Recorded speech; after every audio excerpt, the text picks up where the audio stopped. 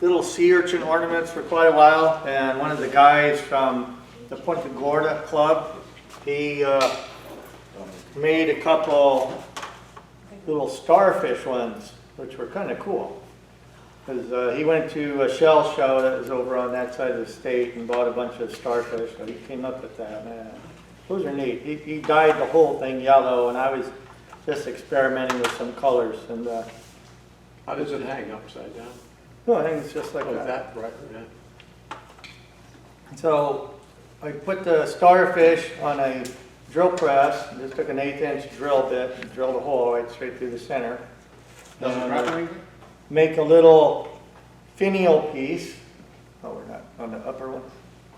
Little finial piece, and I have a wooden dowel, 1/8" that goes all the way through, and then there's a little cap. And sometimes I'll just go and make a whole bunch of the little top pieces, and if there's a little bit left over, I can easily crank one of these out. Usually we dye it or color it, and that snaps right on top of there. It's just a friction fit?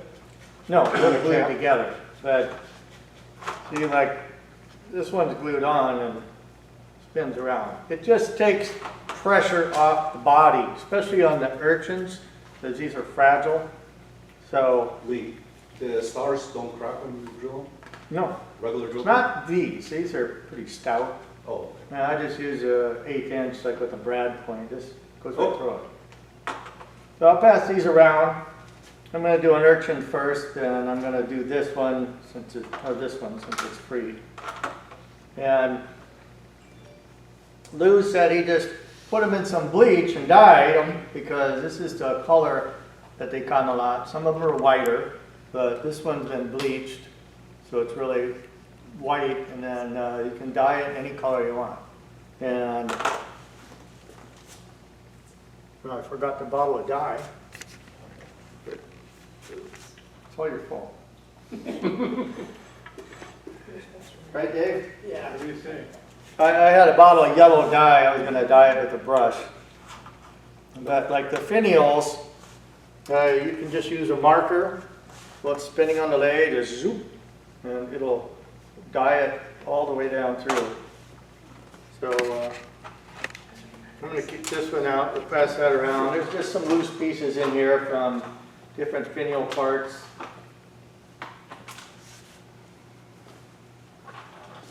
Start there and go around. Yes, sir. Now the urchins, Never seen these before. No, never. you can do them with the finial on the bottom, or I've been using the Gorgonia coral we get off the beach.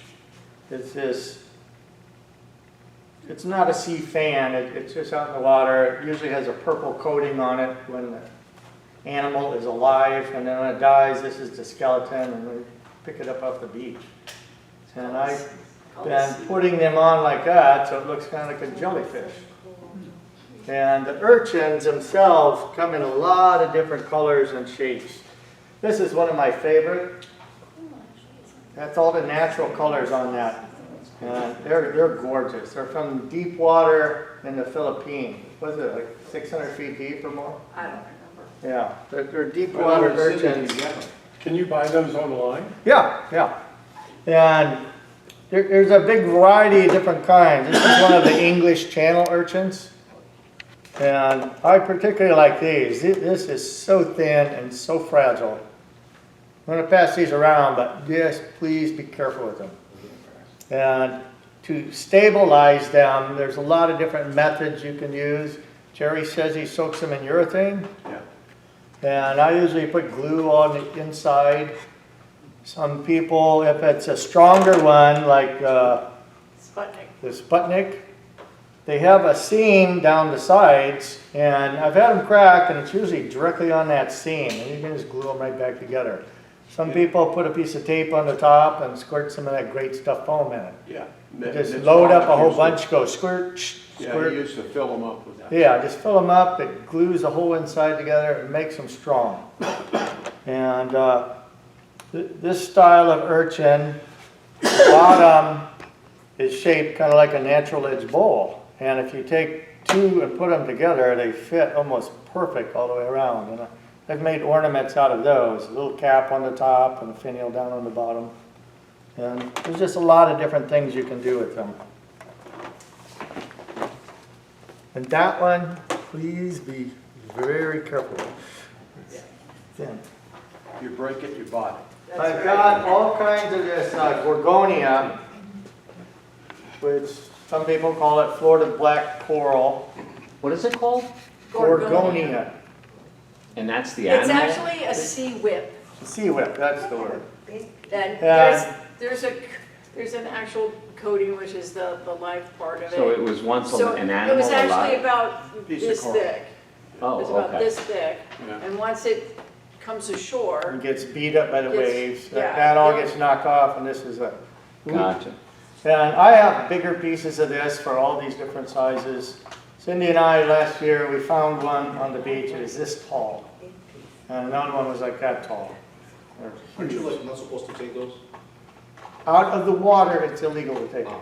From the beaches? or- On the beach, you can take them. Because they're dead. Yeah, they're dead. these are all natural. They have the purple coating on it, the stuff is still alive, you're not So supposed once to it's take it. black, it's okay, right? Yeah, yeah. The waves just Yeah, knocking them off. destroy it. And this stuff is very strong yet pliable. So that would be a nice one for this one. So when I get these going, there is some cleanup involved in it. I just take a Dremel or something like a Dremel, Weecher, same exact as this. And this one has a little diamond burr. The urchins are not that hard. Sputnik ones are, but see if it works.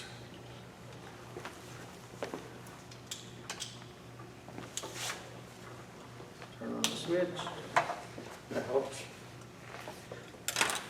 So the urchins, usually the hole in the top is not dead center or it's not broken out completely. And the bottom one has some rough edges.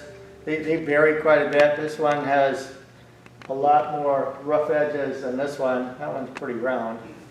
Plus this one has these big bumps. So I like to grind those down so the piece of wood I fit to it fits flush and you don't see any spaces on that. Now you should wear dust mask when you're doing this. This is just a little diamond burr. I've used just little cutting burrs on these, and that works fine too. Just go in and clean them up, like the hole in the top.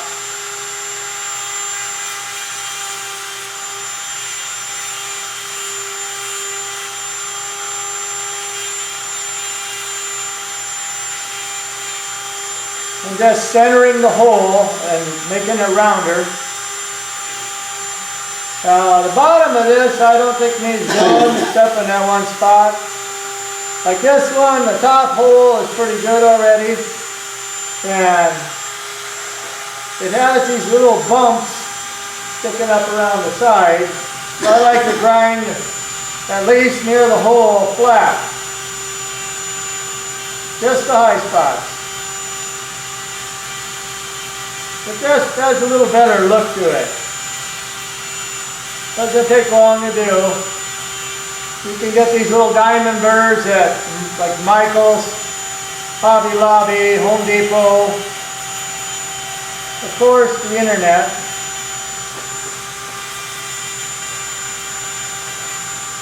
And then if we need to, we can round out the hole. This kind of has a flat spot, a corner, a flat spot, a corner. If I want to, I can round these off, but I'm not really going to worry about that on there.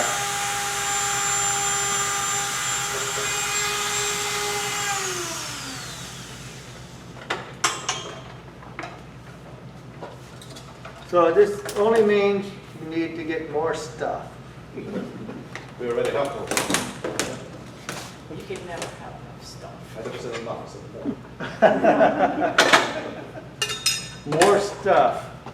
Okay, next we take some kind of glue, some kind of adhesive, and I like to bend the brush so I can get all the way on the bottom. I usually don't seal the outside until I'm totally done. And then I just spray some clear lacquer on there.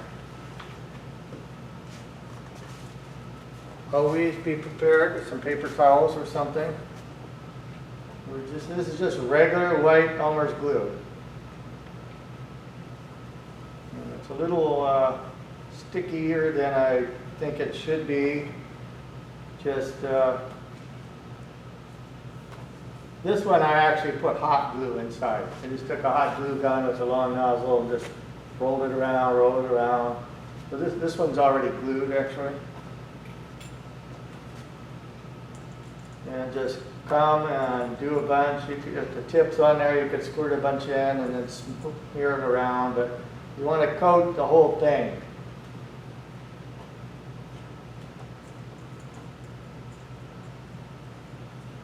I mean, there was a big one of this Filipino one that the demo I did up in Palm Beach. That I brought this tube of glue. It was like airplane glue or something. And I thought it would stick there, and I put it upside down, and most of the glue ran all the way down and plugged up the hole. But that can be easily cleaned out.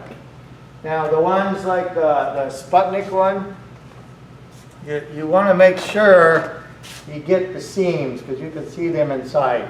The rest of the body is pretty solid, so you can do that or not. And I would just go and be set up, and I do a whole bunch of them at once. Just get the Dremel out, put one down, get them all ready, and then do a bunch of them, like 10 of them in a row with the glue. That way they're sitting. That's just a good way to do it. You do that on the big ones also? Yeah, All of them. yeah, all of them. That way they're more solid, because these things are fragile, and when you make a nice one, people want to touch it. But the most solid is blowing in that great stuff foam, but you got to be careful. I mean, that stuff touches anything and it gets all over the place. But some of the urchins have holes in them, so you have to be careful. You'll have maybe some cleanup to do. See, like this one is pretty cool, and there's absolutely no hole at all on the top, so I'd have to pierce through that and make a little thing in it. And we used to do it just gluing the cap on the top and the bottom, and then my buddy Larry started doing it with the dowel in between. And I'm like, that's a really good idea. It's not glued to the urchin, just on the top and the bottom. And it can, it just puts excess pressure on the shell. Those type of starfish are pretty strong. Once in a while, if you're rough with them, you can break the tip off. But you could actually soak these in some kind of stabilizer to firm them up too. Okay, so I want to do the bigger chunk first. I have a piece of maple.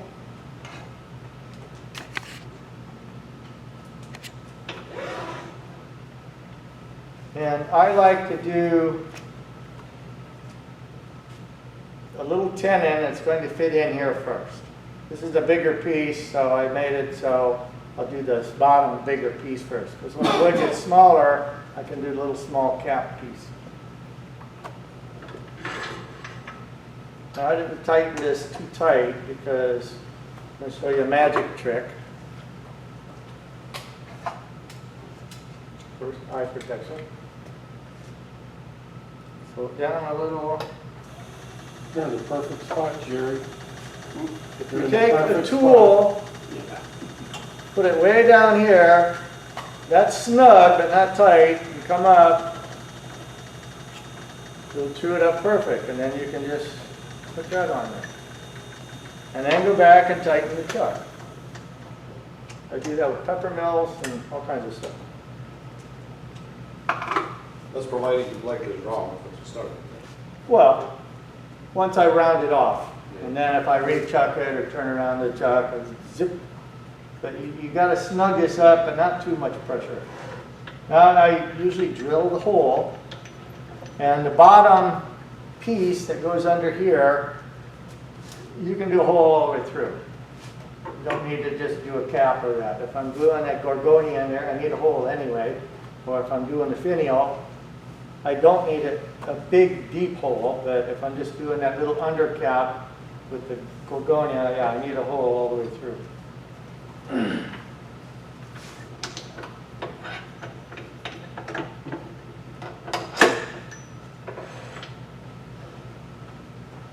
So the 1/8" drill bits tend to want to wander. So I have a brad .1, it's got that extra little point in the center. And you just go in slow, let it start drilling. Once it's started, you can go through. Now these dowels I have are actually slightly bigger than an 1/8", so they fit in there very snug.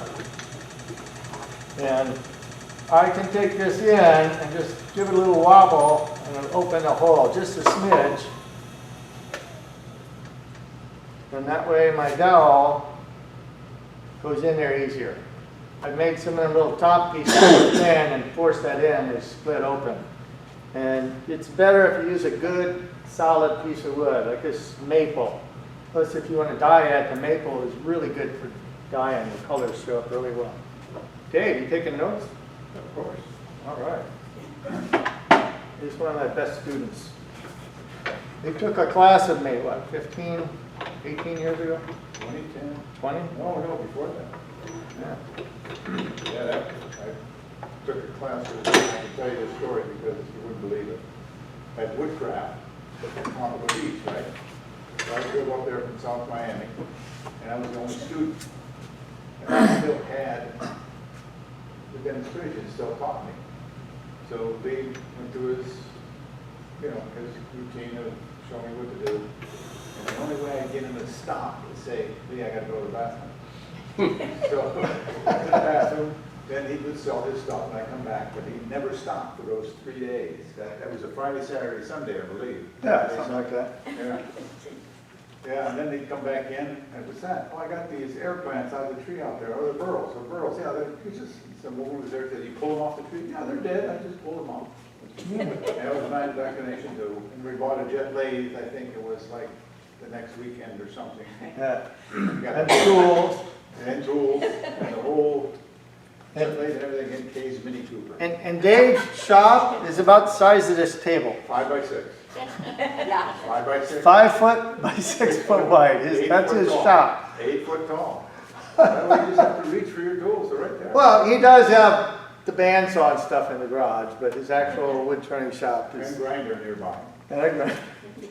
Okay, now I'll take calipers and kind of judge, the smallest area. Go on the upper camera. Yeah, there you go. You're good. And I just find the smallest. I try and make it just a little bit bigger so I could custom fit it. Parting tool. Speed it up a bit.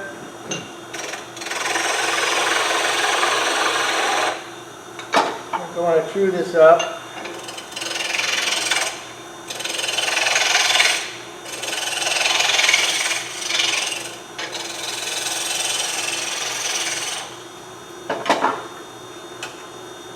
Take my calipers. If you're going to use calipers while it's running, you need to round corners off. You don't want sharp corners on here because it can grab and dig in.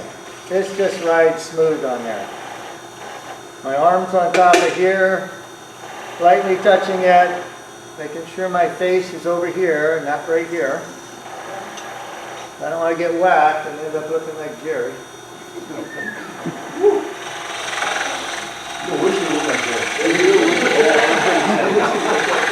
I just want to be able to turn like Jerry. Or like Jerry used to. Okay, then when it pops over, that's your size. And I try to make it slightly bigger. That way I can adjust it down. If I'm doing a box or something where the lid fits, that's the way. First I like these because they're loose. When it pops over, they always open up a little bit more, making it slightly bigger. So let's test our fit. Now we don't want to force it on there.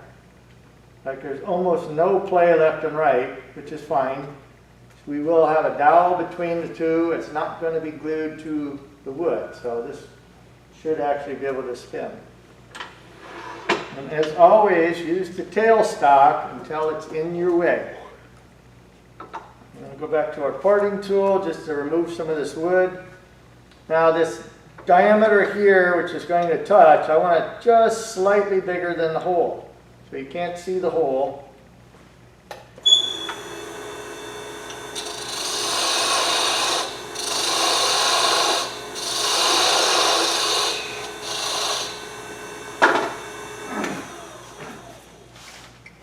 And on some of these, well, I just do a little dome piece. Because it's going to be hanging like that. It's almost not visible, and whatever you have down here, whether it's a finial or a piece of coral or whatever else you decide, it can do that. I've seen some at the Shell Club meeting where they have like those pipe cleaners down, but little sparkly ones and strings, and they're pretty cool. So this is what we're making.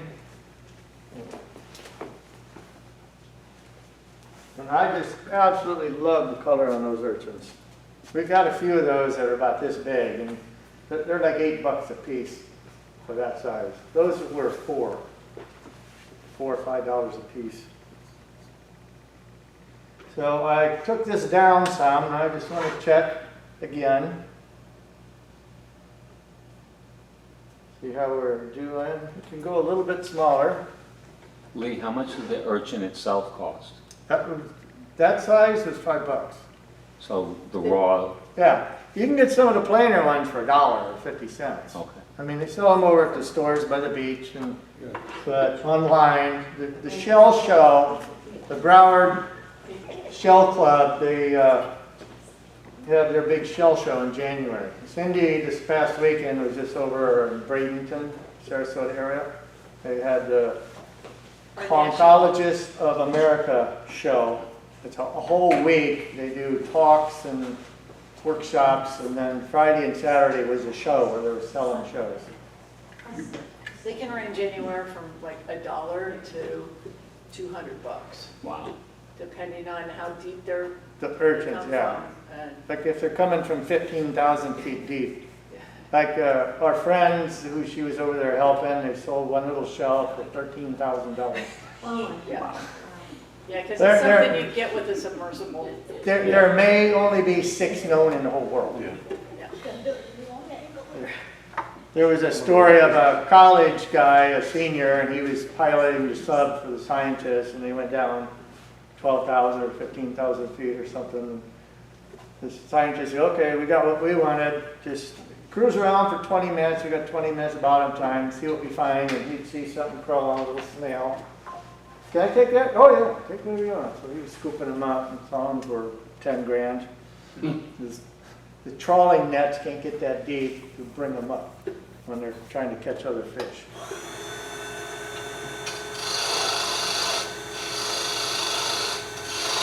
Okay, I think I'm going to go with that size. Now you don't need the cap just to fit up like that. You can have it come over and angle back in. You can do anything you want. You can cut ridges in it. You can make it big and bulky. It's just, I like to make them, I try and feature the whole thing and not have one big bulbous looking piece sticking up there. Okay, so my top edge is done. Just need to get rid of a little of this wood to get out of my way.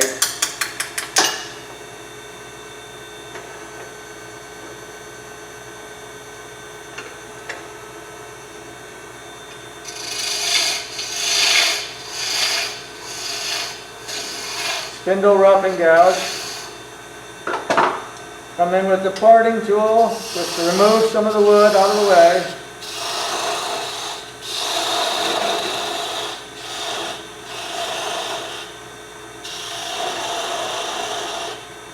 Switch over to spindle gouge. This is my favorite tool, 3/8 spindle gouge.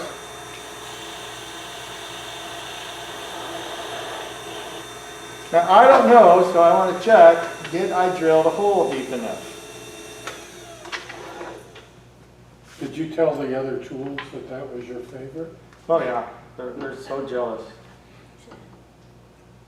Okay, I'm over a ½ inch deep. I'm way past where I'm gonna cut it off, so there will be a hole in the bottom. Which is what you want, right? What's that? You want that hole because. Yeah, I want the hole in the bottom. Sometimes I'll even have to make that hole bigger to fit the gorgonia, or sometimes I'll grind the gorgonia down to fit it, glue it up in there. So at this point, I would go ahead and sand the edges. That's a nice clean cut there. 400 grit.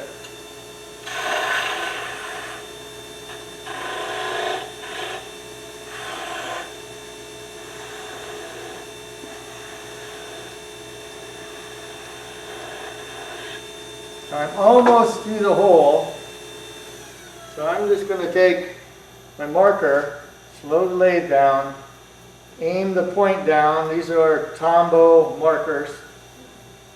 You don't want to come up top because it'll ruin the tip, and just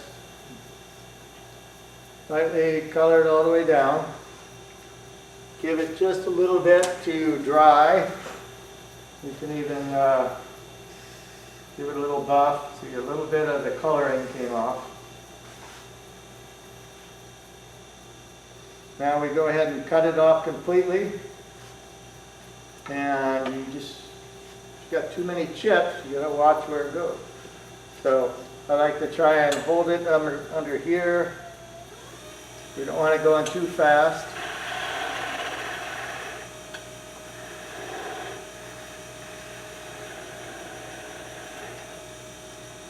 Okay, so we have our hole in the bottom. Just color the rest of this in. And that part's done. Now, if I know a marker is not solvent soluble, or is solvent soluble, I will spray these with lacquer before I put it together. But some of those I sprayed after I put them together and the color bled out into the urchin a little bit. So our bottom piece is done.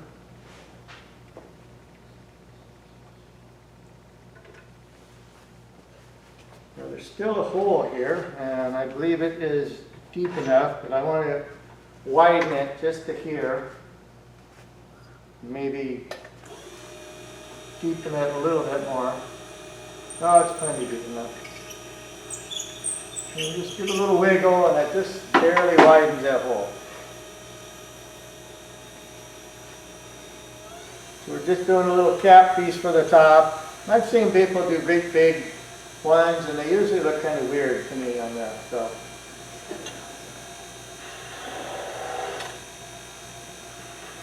Now, I don't want a hole all the way through the top on this one, so I'm cutting some off.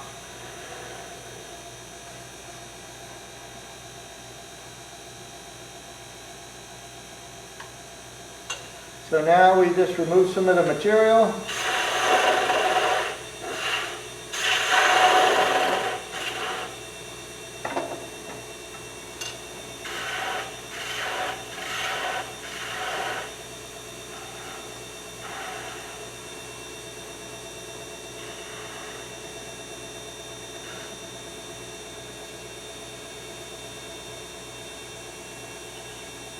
Okay, my hole is about that deep inside there.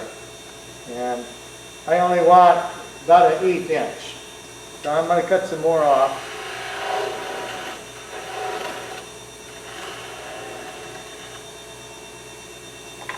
Widen it out just a little bit more.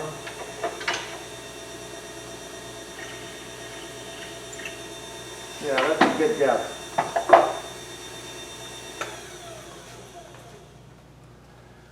That's my fit. Yeah, that went right in.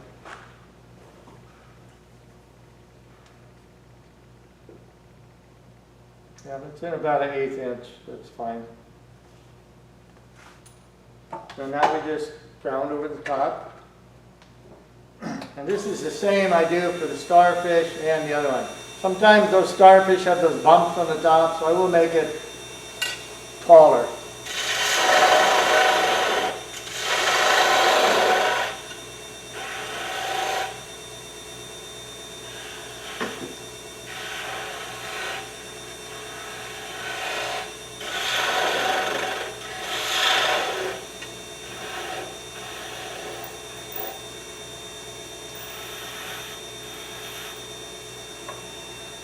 hold this up just to see how it looks. And sometimes I can tell you that that just doesn't fit right together. Now the edge of this urchin is kind of sticking up, so I can either make a little more recess underneath so that fits inside, or leave it, or change it, sand this down. There's a lot of different things you can do. I think that's a little big for this size ornament, so I want to reduce the size just slightly.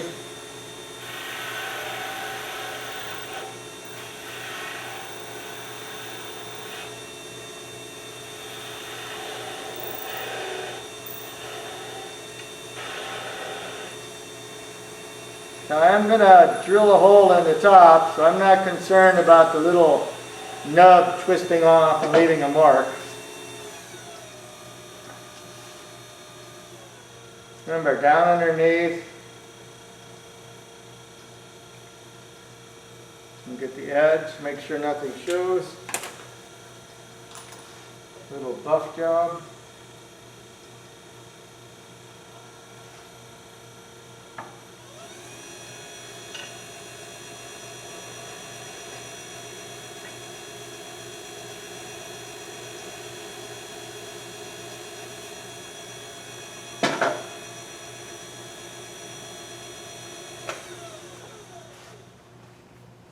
Okay, so that piece will go on top,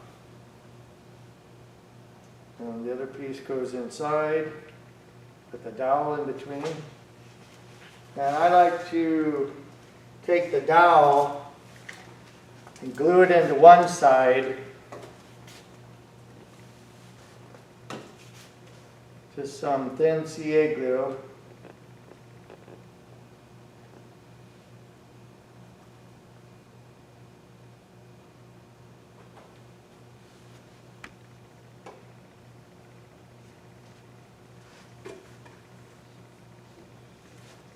Give it a little squirt.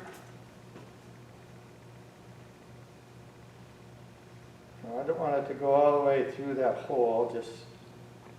I'm just trying to straighten it out before it gets too solid.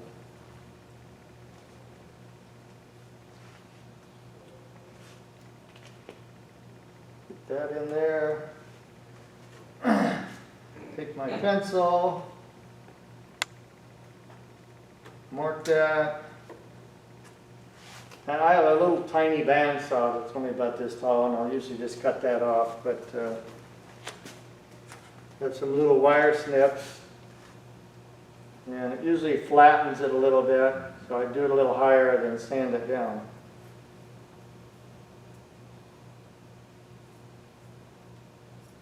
Or twist it like that.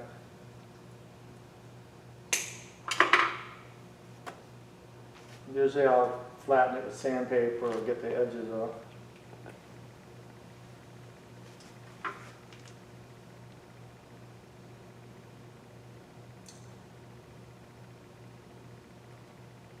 Yeah, the little tip just needs to be colored. I need to drill a hole in the tip too. I have some those little tiny wire drill bits that are by a number, like number 67.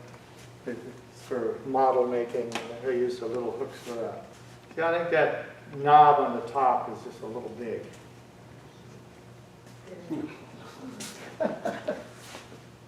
So the starfish, the top will be exactly the same, but I want to do a longer finial for that. And since the bottom of the starfish just has a hole in there, I don't need to make a tenon to fit inside it. I just need to make a piece like this that fits up against it. So that's a little simpler.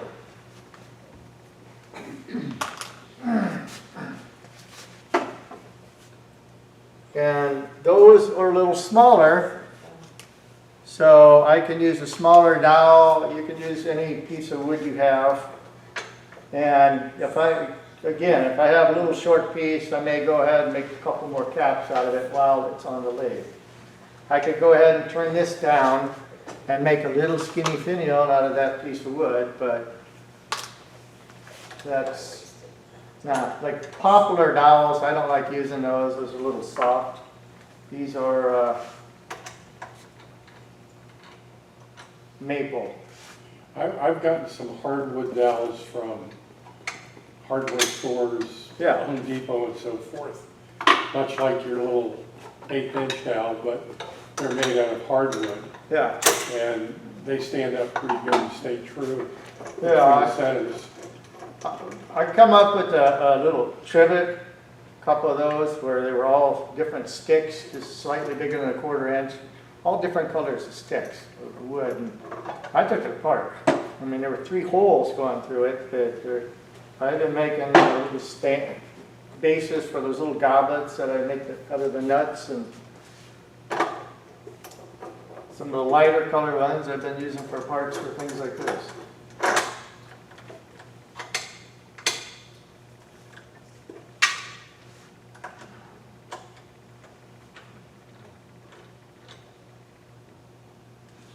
Snug it up.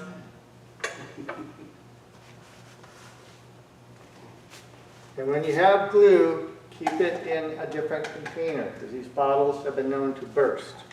The newer, thicker ones don't do it as much, but I've seen those break also. Tool upside down, way low, just bring it up. Absolutely true. Bring this in slowly. Swaddling a little, but that doesn't matter. Tighten the chuck. Retighten the chuck.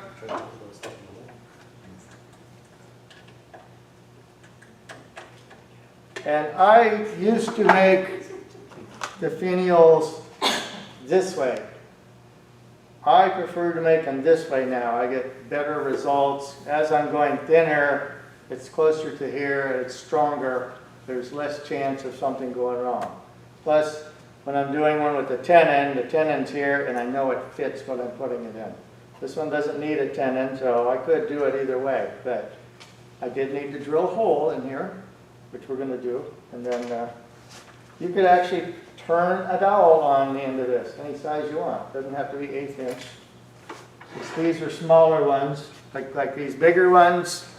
I'll probably have a 1/4 inch dowel going through these.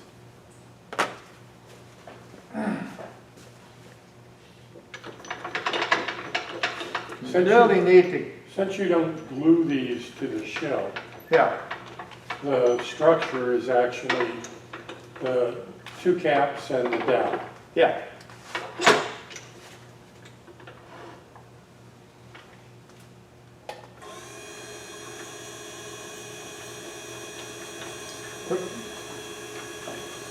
And this hole doesn't need to be really deep, at least an 1/8 inch, a little more doesn't hurt. We've got a lot of wood there to play with.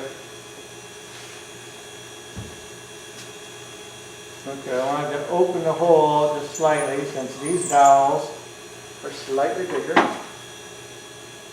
Put my center back in.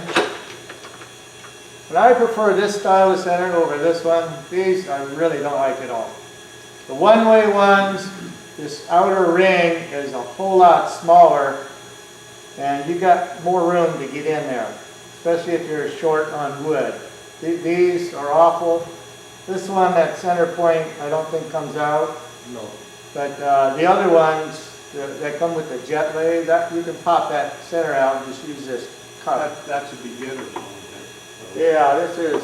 Yeah, usually sold in cheap. Maybe I would throw that one away. I've got probably 25 different centers or more. Jerry has 100. I got a lot of one-way.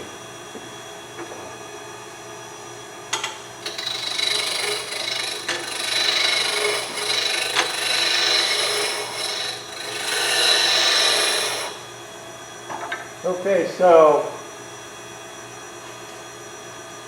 everybody see my starfish? It's in the bottom.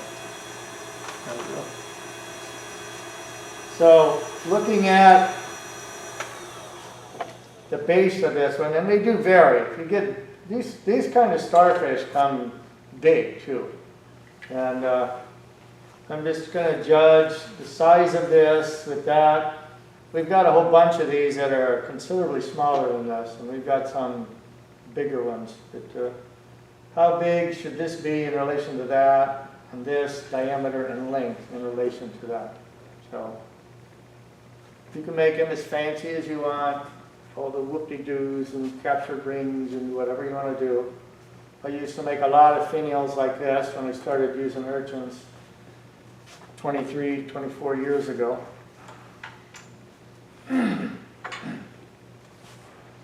So I want to take that one down to about that diameter. If you've got one to go by, you can use your calipers. Not quite there.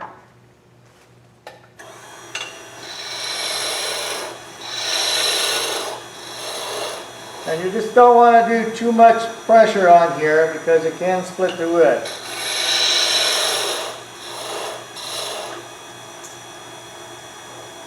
See, I'm way past that one, but it'll work.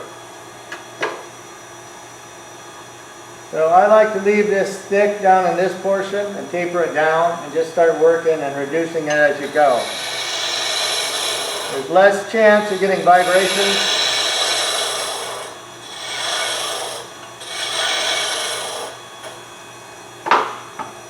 Spindle gouge.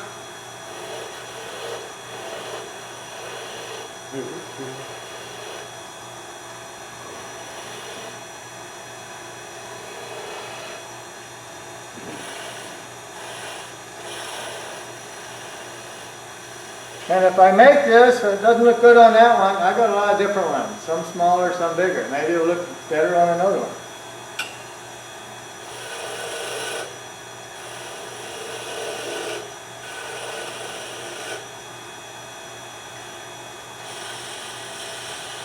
If we're doing those little teardrops, you just go down.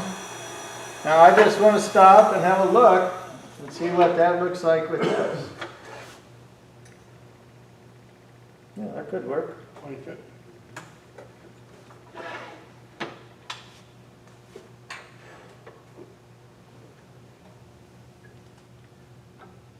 So remember, not too much pressure with that. Once it gets thin and you put in too much pressure, the wood can actually bend and it'll start wobbling in the center. So, plus your wood needs to be straight grained. Dowel rods are usually really straight. If you're using a bigger piece of wood you cut yourself, make sure that grain is lined up right down the center.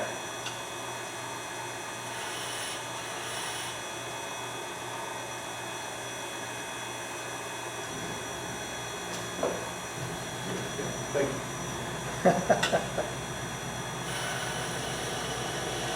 Pay attention, you might learn something. I've always learned something.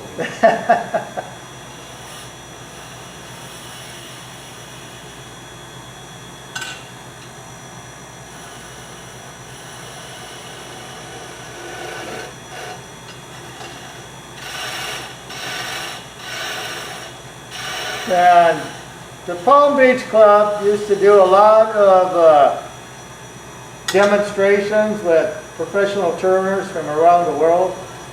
And then they would do an all-day Saturday demonstration, which you'd have to pay to come and see, like 9 in the morning till 4 o'clock, and then they do 1 or 2 days of hands-on. And I've never taken one of those except with Cindy Drozda. And I just basically wanted to work on design. We were doing finials. And after the whole class, the whole day class, $150, it was make 6 of them, take all the good points, and make the 7th one. So you need to experiment. You need to make a bunch. If it's something you haven't done much of before, make some more. You're going to figure things out and find out what's pleasing to you, which is usually pleasing to other people. You need to develop your skills to be able to control the tools to make what you want. So your style of leaving the chuck piece thicker and moving from the thin to the Yeah, that if direction. I'm doing it the other way, But that's I how she would- does it. Yeah, if I was doing this way, I would start way down here and this part would be thick. And I would just work back up that way. But once I figured out, hey, I'm trying to do a tendon, it's going to fit in something, and I can't accurately measure that. Calipers say it'll fit, I take it off, look, don't fit in that hole. You start doing them this way, where it fits right every time. I did it because it was too wobbly at the other end. Yeah. You get the wobble and vibration and the whips. And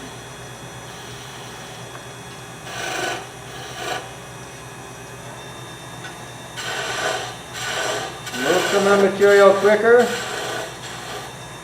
And if you only got one spindle gouge, see, I brought two, I've got about 10 of those. And use a different tool to remove that, your bowl gouge, your spindle roughing gouge or something. This is for the fine detail work. If it's sharp, it works a whole lot better. Like I sharpened all these tools right before I came here.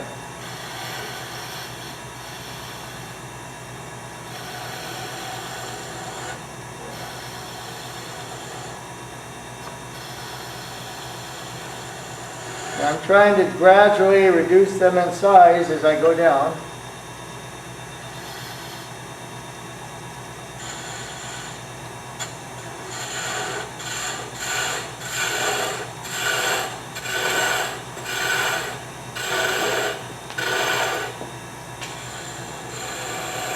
And see, even though I'm doing little fine cuts, the tool's against my body and I'm moving my body. I'm not just doing this. That's where wiggles and wobbles and breaking the piece happens.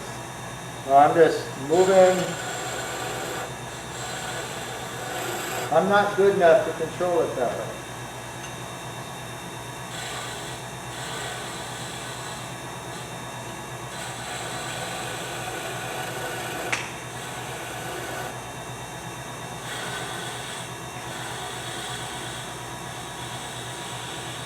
And I was in martial arts for a lot of years back in my 20s and 30s. And we always worked on breathing. And if you think about it, every sport, the key movement is when you're exhaling.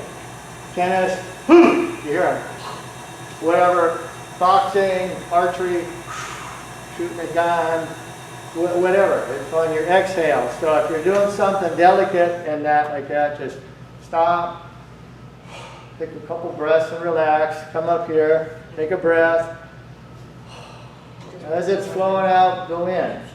Because if you inhale and feel how your body feels, that's kind of the weaker part of what you're doing. When you're exhaling, don't you feel more solid and grounded and stable? If you inhale and then start into your cut that way, you get better results. And once you, like our cuts we're doing, Mr. Jung always used to say, do it again, whoa, 1,000, 2,000, 5,000, 10,000 times, then you know. You need to do your 10,000 cuts with every tool. Then you know. You don't have to think about it. You can make wonderful things and you have total control over it without thinking about it. So if you're just starting and you're having problems with it, just keep at it. You've learned things in your life where you've excelled at. Whether it's typing on the computer. My mom used to do 120 words a minute in typewriter. She was a maniac. So, just some things to think about and test and try. See, now this is probably going to wobble a little bit. Nope, it's going to be stable.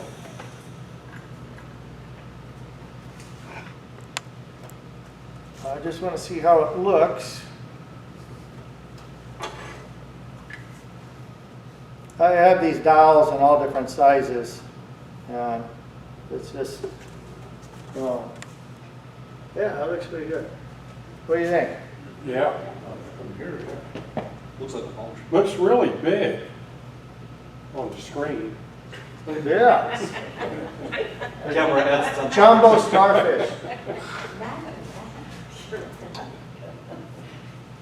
Okay, now, if I was gonna stop here, I would stop, but let's do one more.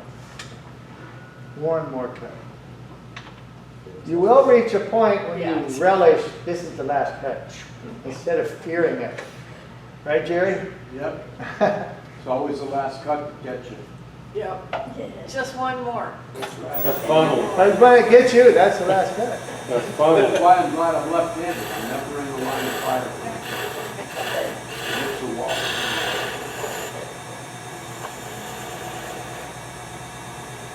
And we can even do a bigger one to set it off at the bottom.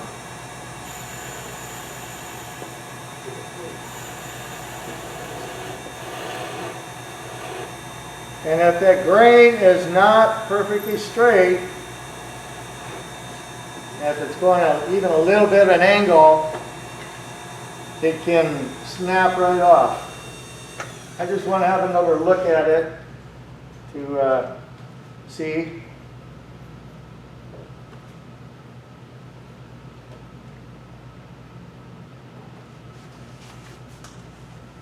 Think that's too long with that one? Silly? Is it in the golden mean, Jerry? No, it looks good. Even with the bigger one down here at the bottom? No? Could be a little Kind shorter. of, kind of short. Oh, yeah, I just left that there for the, Live with fat, but kind of short. yeah. Yeah. See, right here is where if you put too much pressure on the tailstock, you can break it too.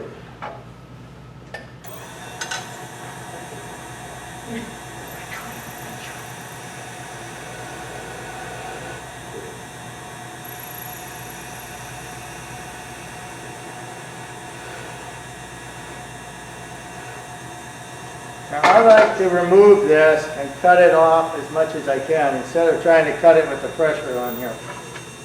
See, it's pretty stable right now, but I need to hold it. You can see it will bend. Need a bevel rubbing cut, come in. And there is a little sharp torn place, and that just gets sanded like that.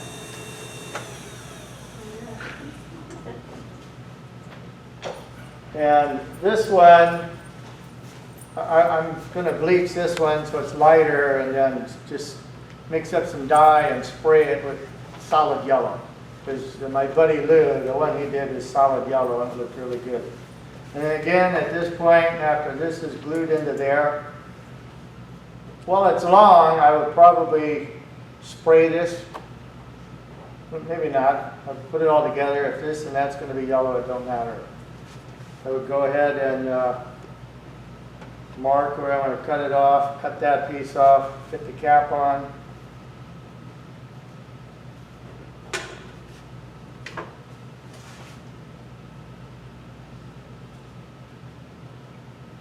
And that's why I have all those different caps in there, because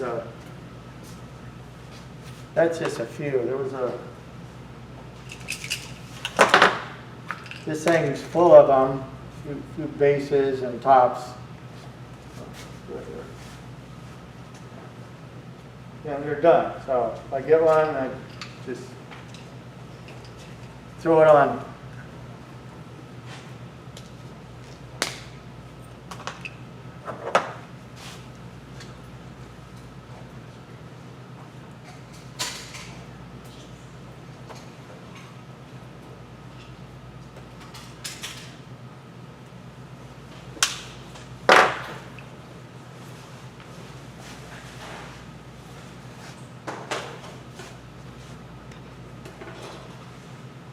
And at the end is a little flared out. And I cut that a little too short. But I can pull it out or put a whole different dowel in there.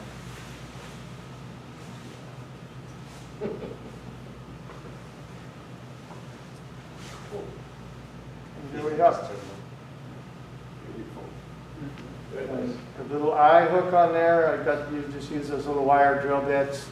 I have these ice picks, comes a really fine twine. I usually just drill that hole, stick that in there, and I can spray it and do what I need to.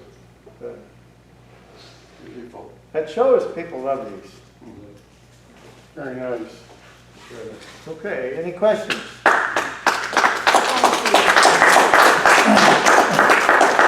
See, like a couple of these I did, there was another one I did, and those colors are all wrong. And this one you could see, I sprayed it, and then that dye came off, and it actually turned red on this yellow.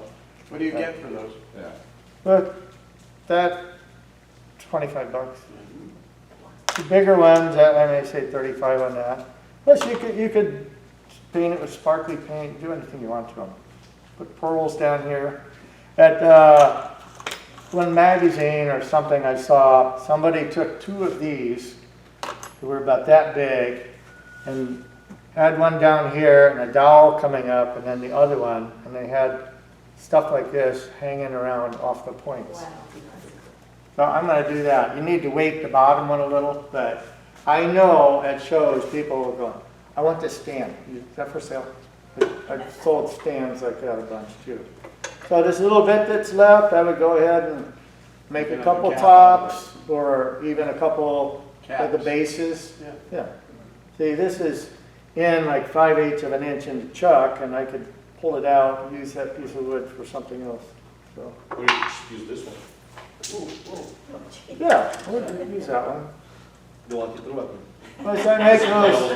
I make those little tiny goblets, so this little piece of wood right there, I would make that into a little goblet about that tall. Oh, my gosh. You could actually drink out of. Now, I made 2 goblets. They were as tall as a nickel laying on a side. That's how tall they were. They were 5/64 of an inch tall. You did those when we were over at Lester. Yeah. Yeah. Well, they were a little bigger, but, The little tiny lathe you have to use like the. oh no, I do it on the big. The first time I ever demonstrated at the Florida Symposium, I was doing miniatures, and they gave me a big stubby 750 lathe. And I had this little bitty lathe about that long, so I did some on the big one, and I took that little lathe, put it on the big one, making some things. Okay, so no questions, Mr. President? That's it. Very nice. Beautiful. You got it. Mr. President, that's good. Yeah. Congratulations. Thank you. Thank you. Thank you. Okay,